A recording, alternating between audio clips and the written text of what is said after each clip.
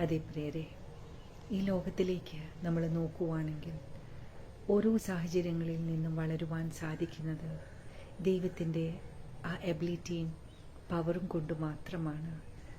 ബാക്കി മുഴുവനും നമ്മളെ ദൈവത്തിലേക്ക് ചൂണ്ടിക്കാണിക്കുന്നവരാണ്.